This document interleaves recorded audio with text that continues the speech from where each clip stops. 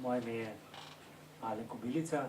Na poti sem se spraševal, v bistvu, s čim sem si zaslužil, da sem tukaj danes pred vami ob takem dogodku in nekako sem strnil misli, da sta verjetno tukaj dva ali pa mogoče še nekaj več razlogov. Eden je, takega je kolegica omenila, namreč jaz sem imel še v videčem življenju kar precej dobro kariero, bom rekel temu, v svetu mode. Tudi izobraževal, vse svoje znanje sem pridobil kot videč, končal sem fakulteto kot videč. Skratka, meni se je zgodilo to, kar se mi je zgodilo precej pozno, ne. Se pravi, ko sem že osvojil vsa znanja nekako v svojem videčem svetu. Zgodilo se mi je pri 38 letih, da sem kot posledica neke precej, bom rekel, nesrečne situacije, nekih okoliščin, posledica postoperativnih zadev, sem izgubil vid in to iz povsem videčega v povsem nevidečega. Ne, tako, če za primer vam bom povedal, jaz nisem imel niti najmanjše dioptrije prej, niti v avtu, niti za dolge razdalje, skratka, tako, kakor ima danes kar večina. Skratka, zadeva se mi je res obrnila kar naenkrat na glavo. Mogoče drugi razlog, zakaj sem povabljen, sem razmišljal, verjetno tudi zato, mogoče večina ve, da se ukvarjam zdaj športom in mislim, da sem ravno prejšnji mesec dosegel najboljšo uvrstitev slovenskega slepega in slabovidnega v individualnem olimpijskem športu in to je 4. mesto na svetovnem prvenstvu v paratriatlonu, ki je bilo v Londonu.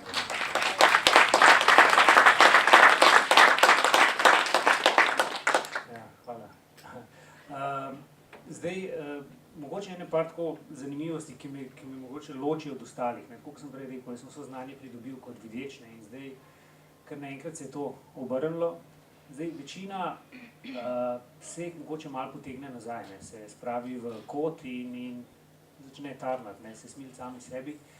Ampak jaz enostavno nisem tak človek, nisem bil niti prej in tudi zdaj nisem, ne. To sem vzel kot neke vrste izziv, rekel sem si, v redu, danes ne vidim, ne vem, mogoče bom že jutri spet videl, ampak zdaj ne vidim in v tem obdobju, prav danes moram čim bolj izkoristiti dan, čim bolj polno in narediti maksimalno, kar lahko, zase in pa za ostale. Tako da, precej hitro sem začel tekmovati, namreč končal sem fakulteto za šport, še kot videč, tako da mi je bil šport zelo blizu. Tako da hitro sem se povezal s Paraolimpijskim komitejem, Zvezo športnih invalidov Slovenije, kjer sem ugotovil, da obstajajo različni športi in mene je zelo zanimalo predvsem individualni športi in pa taki športi, ki jih nisem treniral prej in plavanje je bil en tak, seveda triatlon pa tudi. Tako da precej hitro sem potem na tekmovanjih ugotovil, da imajo druge države centre, ki se prav ukvarjajo s slepimi in slabovidnimi, ne. In to je bila ena zadeva, ki me je prešilila, sem rekel, no, to je pa tisto mogoče, kar pri nas manjka. Imamo zelo dobro organiziran vse na nivoju društev, tak je moj občutek, pravi, znajo poskrbeti osnovne zadeve, orientacije in tako naprej. Potem je pa naslednje nivoje pa nekako Zveza športnih invalidov Slovenije, Paraolimpijski komite, ki se pa ukvarja s profesionalci, športniki, se pravi takimi kot jaz. Ampak žal je vse preveč takih kot jaz, v smislu, da mi smo se Zvezi za šport invalidov zgodili, ne. Se pravi, to ni bil plod nekega sistematičnega dela in to je bilo tisto, kar se je meni zdelo mogoče, da tukaj manjka in zato sem potem tudi ustanovil center za slepe športnike z imenom Vidim cilj.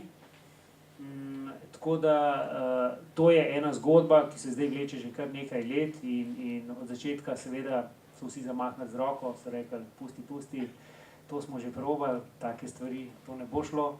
Ampak izkazalo se je zdaj, da imamo že skoraj 40 članov, ki ne samo plavajo, zdaj se ukvarjamo tudi s smučarijo, širimo naše aktivnosti, širimo število članov in to je res eno tako veliko veselje, otroci se družijo in to, kar se mi zdi zelo pomembno, ne, ta socialni moment, ki se mi zdi mogoče, da pri slepih slabovidnih precej manjka. Sploh tisti, ki so že rojeni, ki so od rojstva ali od mladih nog slepi.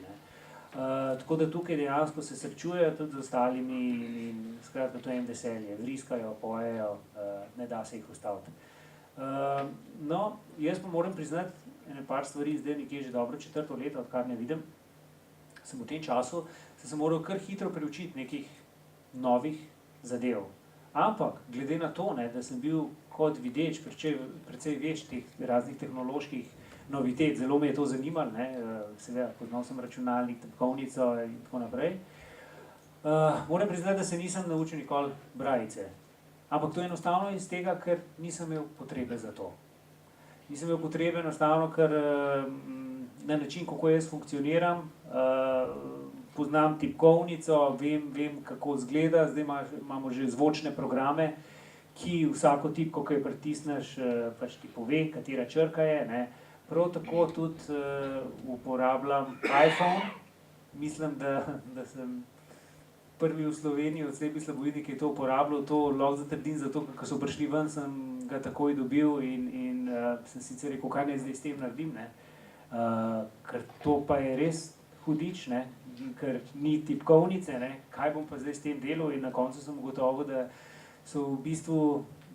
je to v bistvu najboljša zadeva, ki jo ima lahko nekdo, ki popolnoma nič ne vidi, ne. Namreč že v samih nastavitvah je program, ki se imenuje VoiceOver in v bistvu vse tisto, kar vi vidite, jaz slišim.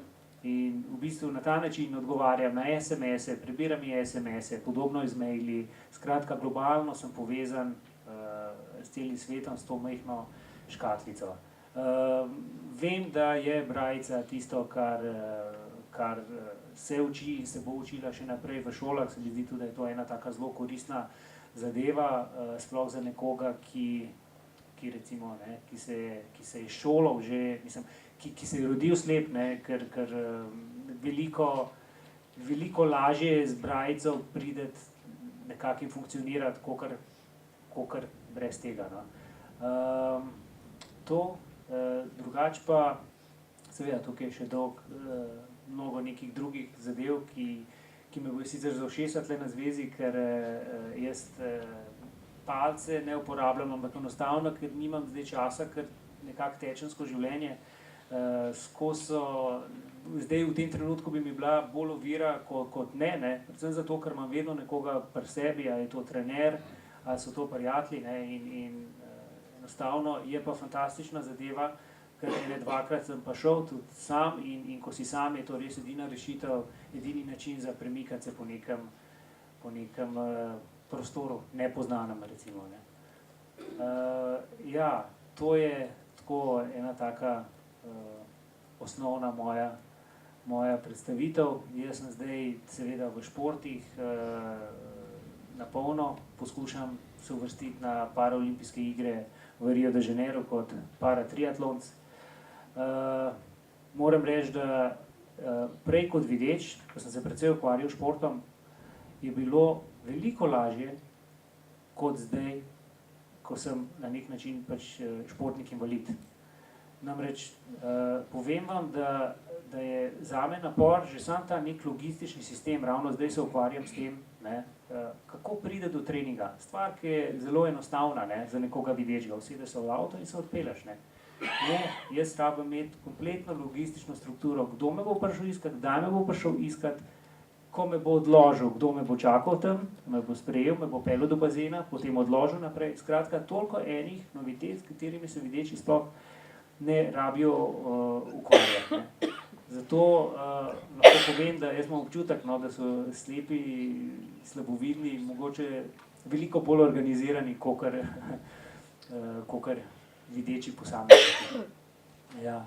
Tako da to je, mogoče še to, zdaj imam to veliko za povedati, ampak 20 minut so mi rekli, da je časa. Mogoče bi še to rekel, no, da je gospod Jani Sever, režiser, tudi posnel film Hoja po vodi, ki je nekako spremljal to mojo zgodbo. Dotaknili smo se moje zgodovine, se pravi v v modi, tako da smo bili tudi v Milanu, v Parizu, naredili kar nekaj en kos tega filma in potem je spremljal tudi mojo športno pot in nadaljevanje filma se še obeta. Moram reči, da kar se tiče knjižnice, zelo pozdravljam to zadevo. Zdi se mi, da je gospod predsednik Tomaž Vraber tukaj naredil res eno odlično stvar, no, da je malo pritisnil, ker se mi zdi, da je tudi ena stvar, ki manjka pri slepih in slabovidnih in nasplošno v Sloveniji, je ta malo nejevoljnost, se pravi, ni neke volje in mogoče tudi to je eden od razlogov, zakaj sem jaz danes tukaj povabljen, no, ker meni dejansko volje ne manjka in mislim, da je ta knjižnica res en tak lep korak naprej. Čeprav tudi tukaj moram reči, da jaz sam knjige, vsaj do zdaj, sem jih dobival preko Amazona in tam je neka podstran Audible, kjer so knjige, se pravi zvočne knjige in so zelo updatane, se pravi, da so zadeve, ki pridejo ven za videče, praktično zelo hitro prevedene in uporabne, da imajo možnost uporabe tudi slepi. Moram reči, da tukaj je ena sreča, da govorim tuje jezike kar precej dobro, tako da mi angleščina ne predstavlja problemov in zato prebiram, mi prebira moj diktafon knjige v angleščini. To je tako, na kratko, ena taka zadeva, bi pa vam prepustil bolj, če ima kdo kakršnokoli vprašanje v zvezi z mano, mojo zgodbo, na splošno slepimi in slabovidnimi.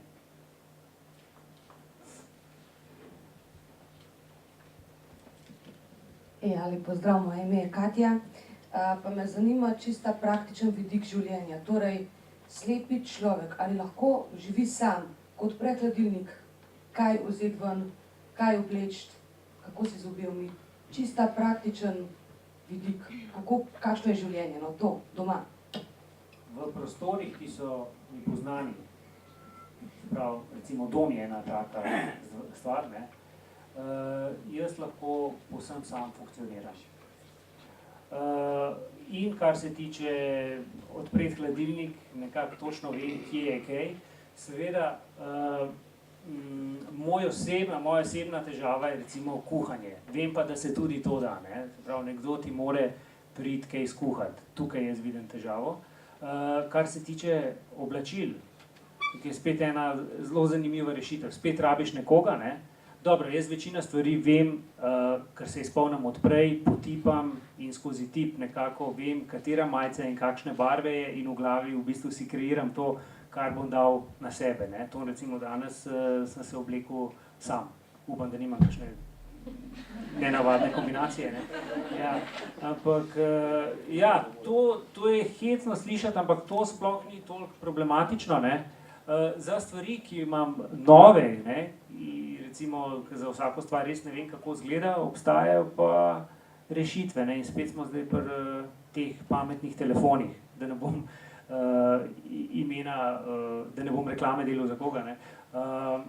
Obstaja FaceTime, se pravi, dejansko se pokličeš in se lahko gledaš s tistim sogovornikom, ne, in jaz sem se nekako spomnil, ker sem bil sam doma in sem moral nekam hiteti, in sem rekel, kako pa zdaj vedel, kako se obleči, in sem poklical preko FaceTima pač prijatelja in sem rekel, daj mi malo pomagi izbrati stvari in sem obrnil v majice in rekel, super, lej, tale desna, super, jaz držim tako majico, on mi govori barvo tistega, kar držim, pogledam hlače, cek, in me je v 20 sekundah oblekel. Tako da v bistvu to je res ena fantastična rešitev, ne. Ja, vem pa, da obstaja tudi neka naprava, ki nasloniš gor in ti prebere barve, ampak ne vem, ne poznam, zato ne moram o tem govoriti, koliko je to precizno, je pa ta sistem sigurno zelo dobro funkcionira, no. Tako da, ja, to je, kar se tega tiče. Seveda, mislim, problem slepega človeka je ta nesamostojnost, ne. Kje je težava, ne. Načeloma imamo vse, roke, noge, vse funkcionira, ne. Ampak vedno rabiš pač nekoga. Ne? Tukaj je ta težava. Če jaz hočem iti ven, mene včasih prešine, ker sem navajen še pač iz videčega življenja. Si rečem, zdaj grem pa ven, ne? Vstanem in ko grem pred vratom, se zavem, pa se ne morem ven. Ne? Kam bom pa šel? Ne? Se pravi, dejansko moraš vedno čakati. Ne? Mislim, da je potrpežljivost ena taka vrlina, ki je zelo pomembna za nas. No?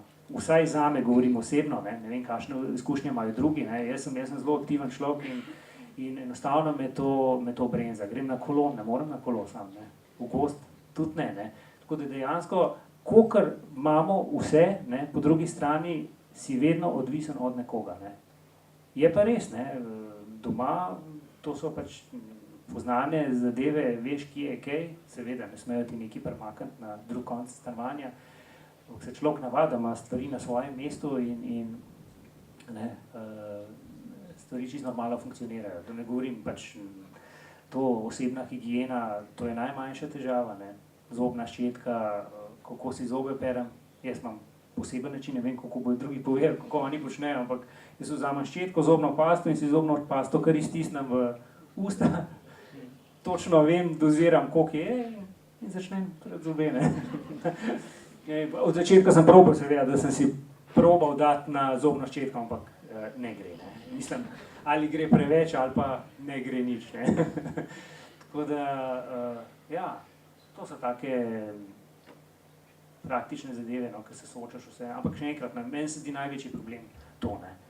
In to, da dejansko ne moreš, vse potem, ko si nekje, ne, ko sem v bazenu, lahko sam plavam, ne.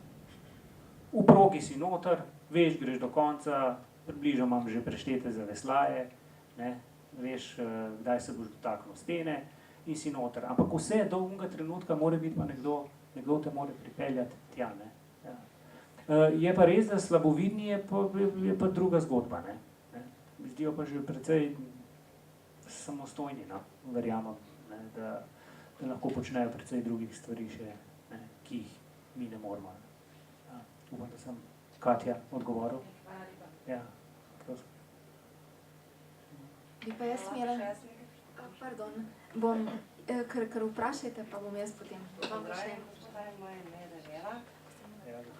Pozdravljeni, gospod Alen, moje ime je Daniela. Jaz sem tudi tako rada modo kot vi.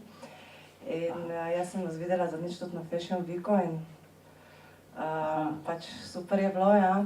In bi vas želela samo poprašati ta prehod, ne, iz dobesedno vizualnega sistema na totalno nevizualni sistem, se pravi na drugi tip čuta, ne.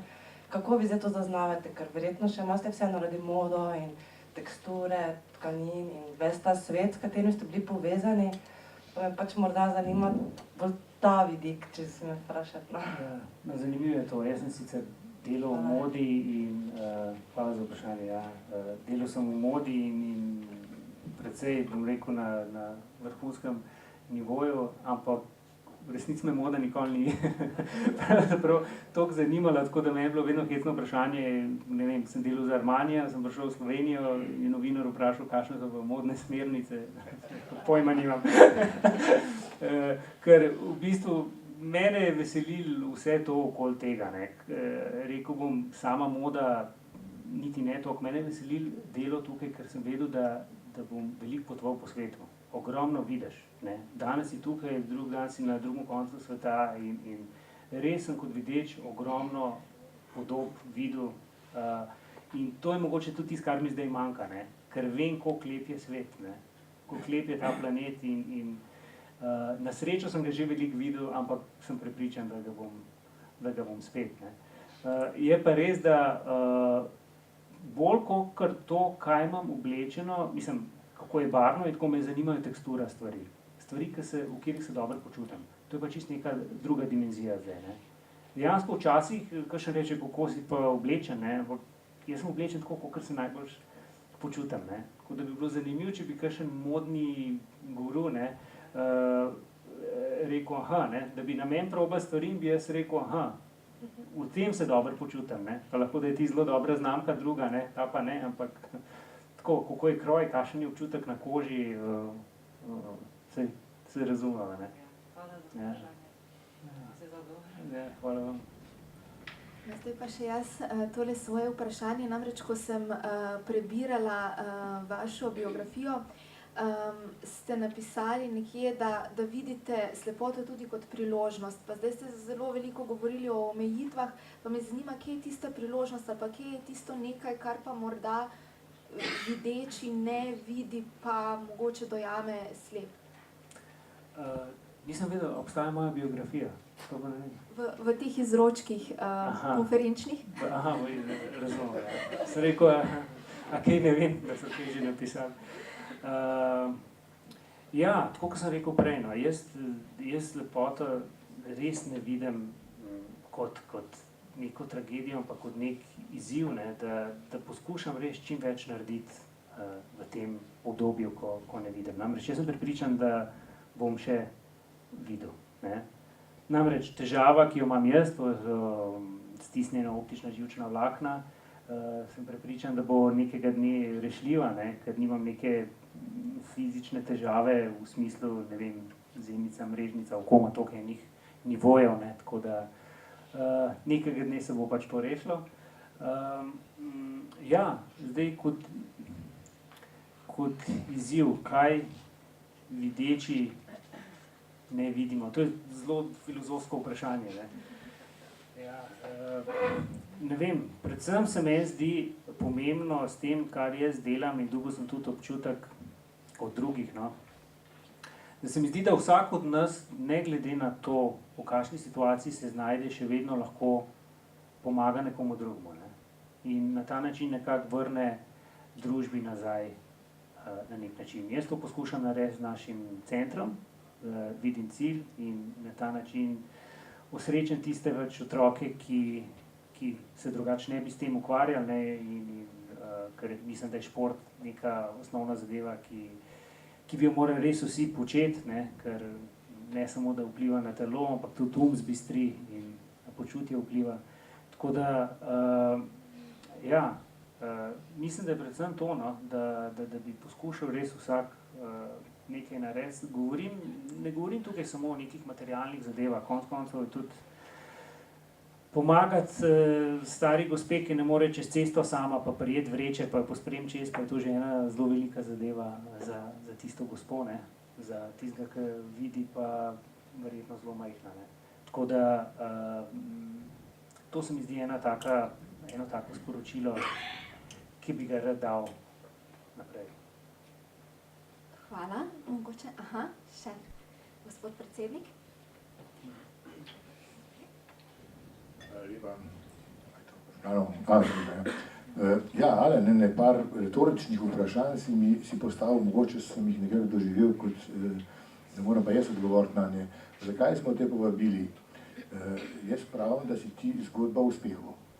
Zgodba o uspehu si pa ravno zaradi tega, kar si zdaj na koncu rekel, ne? Kot je Kennedy rekel, ask not what your country can do for you, ask what you can do for your country. To je ključen slogan, ki sem ga jaz že kot otrok slišal, ko sem dobil enkrat ploščo njegovih govorov in še vedno mislim, ne sprašujmo, kaj lahko naša zveza ali pa naša društva za nas naredijo, sprašujmo, kaj bi mi lahko za to zvezo in za našo skupino, za naša društva in za našo družbo naredili. In jaz trdim, tako kot vidim tebe, kot zgodbo o uspehu, vidim tudi našo zvezo in našo organizacijo kot veliko zgodbo o uspehu, ki nastaja, in ta uspeh je seveda v ekipi. Ker mislim, da smo, če smo in če bomo ekipa, bomo zgodba o uspehu. Vesel sem tudi, ker si pravzaprav en tistih, ki se mu je to zgodilo tako čez noč. Najina zgodba je bila zelo drugačna, meni je počas crkav, pol seveda ta zadnja zgodba je šla hitro, ne? Ampak ta prvi del je šel pa zelo počas, ne?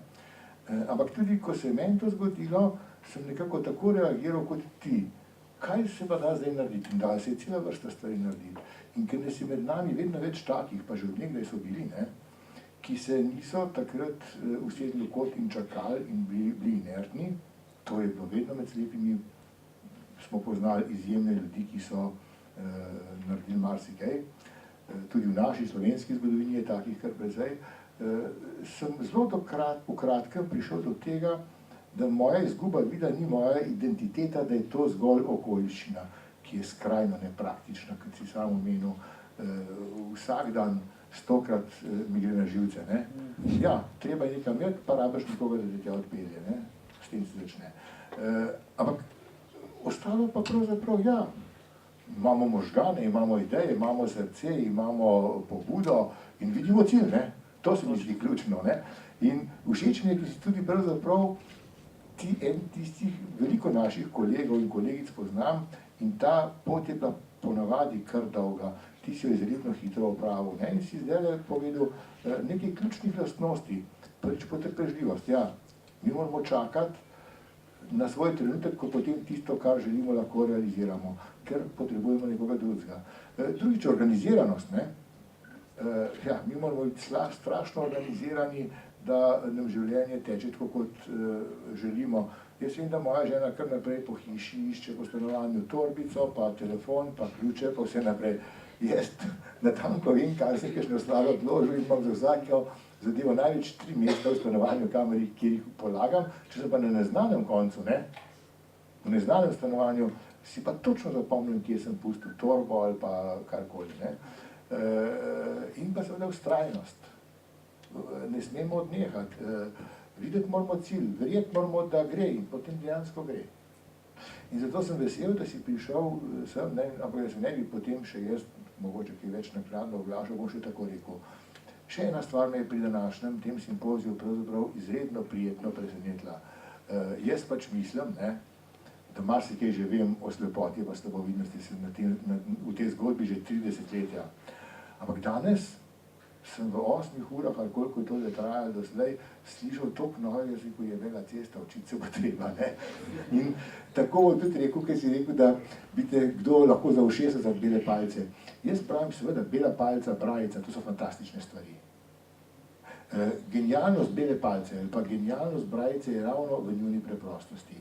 Ampak to je izbira vsakega posameznika. Začutiti mora to, sprejeti mora to in ko začuti in sprejme eno ali drugo ali tretje ali karkoli 10, potem mu to služi. Služi mu pa seveda zato, da ne bi nesrečen čepel v kotu, da ne bi težav povzročil sebi, svoji najbližji okolici, svojcem in celi družbi. Ne? In tvoj vzor se nam zdi fantastičen.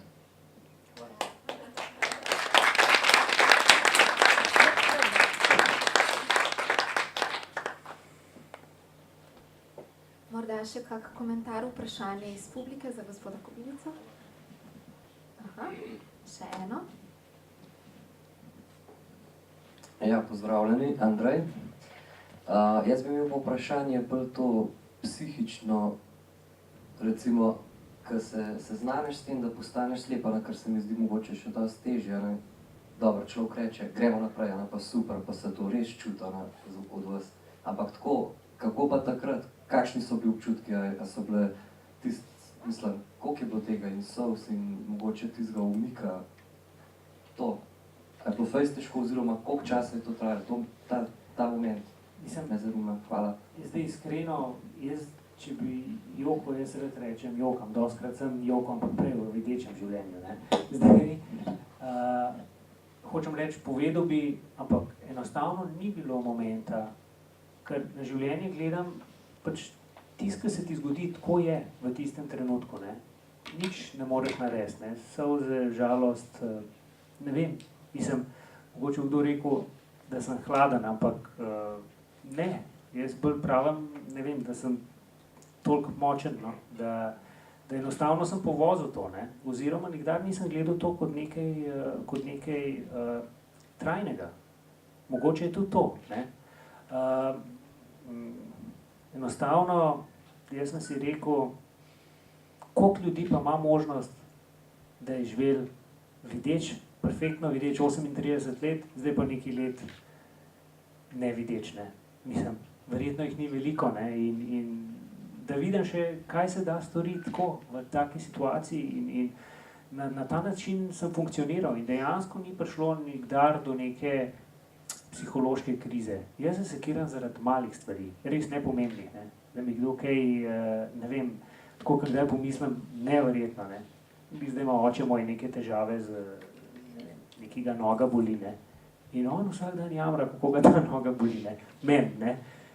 Ampak jaz sem se zadnjič šele pomislil, ne, sem rekel, Madonna, ampak res, kako ljudje res jamrajo za čist nepomembnih, mislim, zadev, ne, pa, oziroma kako je vsaka njegova težava tako blazno pomembna. Ne. In jaz sem to čisto tako analiziram in gledam in ga poslušam. Ne. Aha, no to pa res zanimivo. Ne. In mogoče sem tle res, mogoče nisem ta prav za to vprašati, no, ker res resnično nisem imel nekih težav s tem in jaz se dobro počutim v tej situaciji, no, kolikor je hecen slišati. Jaz ime sam tist, no, kolikor sem prej rekel, ne, tist, ki hočem nekam iti, pa se rečem, ne morem, ne, bom moral še malo počakati, ne. Ampak tudi to se privadiš, tudi potrpežljivost je ena taka lepa čednost, ki ti v življenju pol prav pride, ne, in mogoče sem kdaj bil tudi zelo vzkipljiv, pa zdaj nisem več, ne, mogoče se tudi tukaj to pozna, ne, tako da vse je za nekaj dobro, tukaj kar drži, ne. Ja, tako da mi je žal, če nisem čist odgovoril na to vprašanje, ne, kolikor bi kdo želel slišati, ampak enostavno iskreno govorim, no, tako kolikor je in nimam res teh, tudi zdaj, ne vem, tudi moj trener je zdaj rekel, no, da ne more verjeti pač ta moj, ne vem, fokus in da z videčimi, ki trenira, nikoli ni videl tazga fokusa, s tem, da jaz imam problem že na trening prideti, ne, logistično. Ne. Zame je že to trening, da pridem na trening. Ne. Takrat, ne, še preden se začne, sem en del treninga že končal. Ne. Tako da, ja, ne vem, očitno se ljudje malo razlikujemo, mogoče sem se jaz malo rodil s tem. Tako da, to bi bil odgovor, jaz upam, da je bil zadovoljiv. Še eno vprašanje tam od zadaj, vidim roko.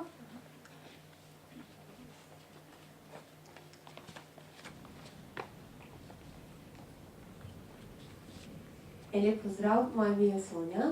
Rada bi vas pa vprašala, Alen, vi niste imeli težav. Kako pa vaša socialna mreža, vaši tedanji prijatelji, vaši tedanji znanci? Kaj se je v tem spremenilo? Kako in na kak način ste vzpostavili novo socialno mrežo? In kakšne seveda odnose gradite v njej? Na čem temeljijo? Hvala. Ja, krog, to je zanimivo vprašanje, hvala. Ja. Socialni krog, zelo zanimivo je zato, ker to, da zgubiš vid, to je neke vrste čistka tudi za tvojo okolico. Ne? Mislim, vidiš dejansko, kdo je zraven, kdo ostane in kdo še poglobi prijateljstvo in kdo v bistvu ga ta zadeva sploh ne ovira, zato ker te vidi kot človeka. Ne? In takoj vidiš pač tudi tisti, ki so se oddaljili, točno veš, ne? Ni boljšega načina, nažalost, ne? Kakor to, ne? Žal mora en zgubiti vid, ne? Da se nekaj takega zgodi, ampak takoj vidiš točno, kdo je imel kakšne plane, kakšne načrte in se tako malo izkristalizira. Ne? To je samo še ena taka dodatna izkušnja, ki te oplemeniti in na podlagi tega se tudi gradi potem kasneje socialno okolje in tudi ljudi, ki jih imamo okoli sebe, tukaj v vidim cilju.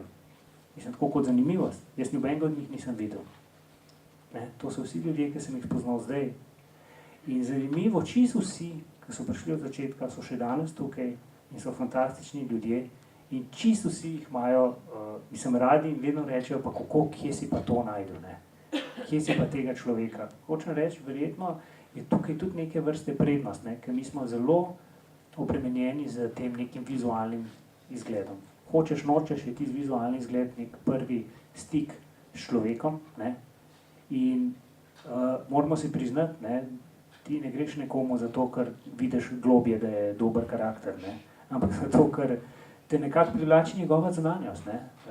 In dostikrat potem ti mogoče ni všeč kaj govori, ampak pokompenzira svojo zunanjostjo, ne? Tako da hecno je, da mogoče zdaj v tem stanju je to krasno, zato ker enostavno nisi obremenjen s tem. Ne morete več to, ti dejansko človeka začutiš in vidiš, ne, kaj globoko vse misli in kako deluje v življenju. In to, kar sem prej rekel, ne, jaz imam res odlično ekipo okoli sebe, ki res imajo jih radi in starši in otroci in zaradi tega je to tudi nek način, tako kot je rekel gospod Vraber, zgodba o uspehu, ne.